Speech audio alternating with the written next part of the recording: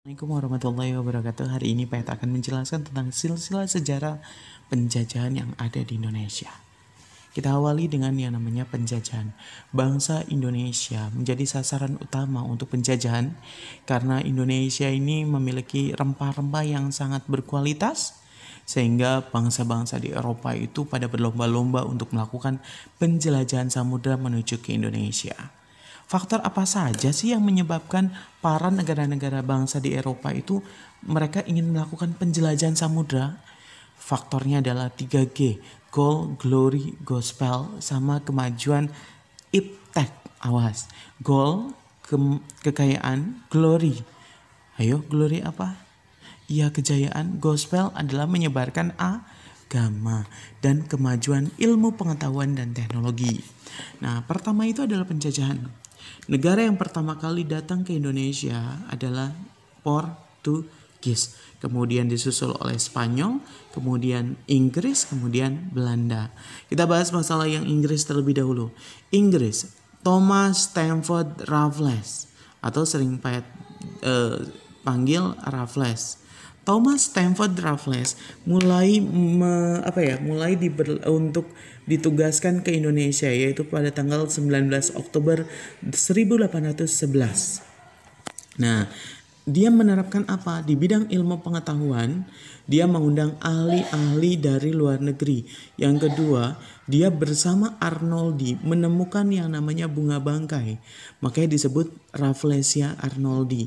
Terus Raffles juga jasanya dia mendirikan negara Singapura dan menulis sebuah buku yang berjudul History of Java, sejarah Jawa, ini Jawa di Indonesia. Nah, di sini bercerita tentang kisah yang namanya sejarah Jawa itu seperti apa. Itu adalah Raffles ya. Mendirikan kebun raya Bogor juga Raffles loh. Mendirikan kebun raya Bogor, itu di Bogor ya, objek wisata. Kemudian yang kedua adalah Belanda.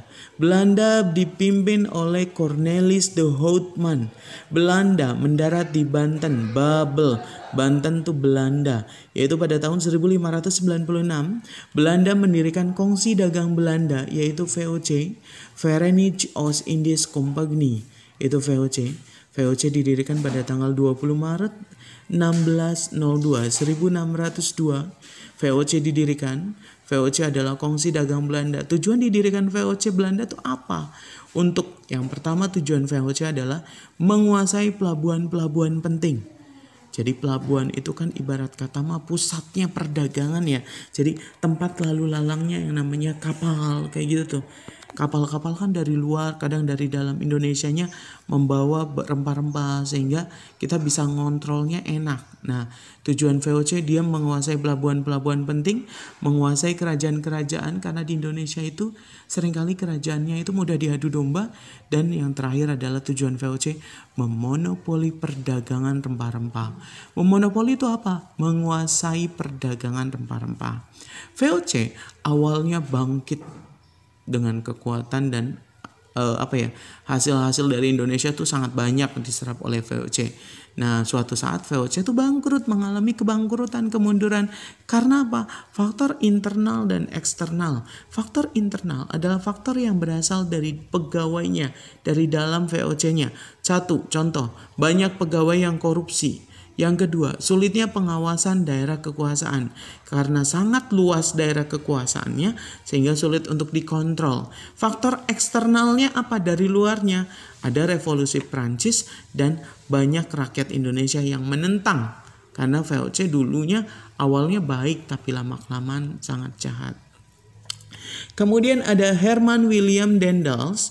Dia yang paling Daendels ini meningkatkan jumlah tentara, mendirikan pabrik senjata, membuat pangkalan armada, dan yang paling penting nih, awas, Herman William Daendels membangun jalan raya dari Anyer kan daerah Jakarta ya, sampai Panarukan Jawa Timur, yaitu sepanjang 1100 km.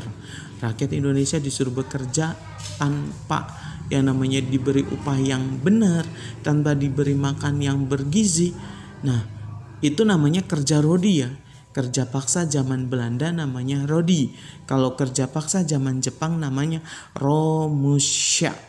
Awas tuh, Rodi adalah kerja paksa zaman Belanda. Nah, ini adalah membangun jalan Anyer Panarukan.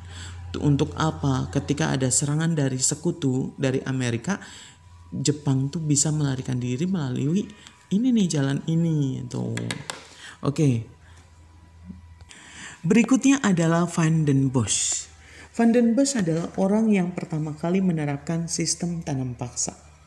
Van den Bosch, tulisannya awas ya nak, itu harus diingat-ingat. Van den Bosch ini adalah orang yang menerapkan sistem tanam paksa. Tanam paksa itu apa sih Pak? Kita disuruh menanam tanaman rempah-rempah, tanaman wajib oleh Belanda. Harus dan gak boleh enggak. Bagi yang tidak punya tanah Pak, nanti gimana? Dia harus bekerja di Belanda. Iya, tuh. Ini adalah kebijakan-kebijakan Van den Bosch. Yang pertama adalah awal perjanjian dari Van den Bosch itu adalah tanahnya itu hanya 1/5 dari luas tanah yang dimiliki. Jadi misalkan kita punya tanah nih, tanahnya segini. Awalnya kan segini, perjanjian yang ditanami wajib tuh segini. Ternyata pada kenyataannya melebihi dari 1/5, bahkan sampai segini. Apalagi yang tanahnya subur, bisa lebih dari 1. Pokoknya kebanyakan lebih dari 1/5. Tuh, penyelewengan atau bentuk penyimpangan yang dilakukan oleh Van den Bosch. Yang kedua, ladang sendiri terbengkalai. Kenapa? Ini ladang sendiri nih yang putih-putih, yang dihitam-hitam, yang diarsir ladang milik Belanda yang harus kita urus. Karena luas, maka otomatis kan kita tidak bisa mengurus ini. Karena perhatiannya itu memusatkan pada ladang yang milik Belanda ini yang harus ditanami ini. Nah, padahal ini tanahnya kita ya. Nah, ini terbengkalai. Yang tidak punya tanah harus bekerja di Belanda 1-5 tahun.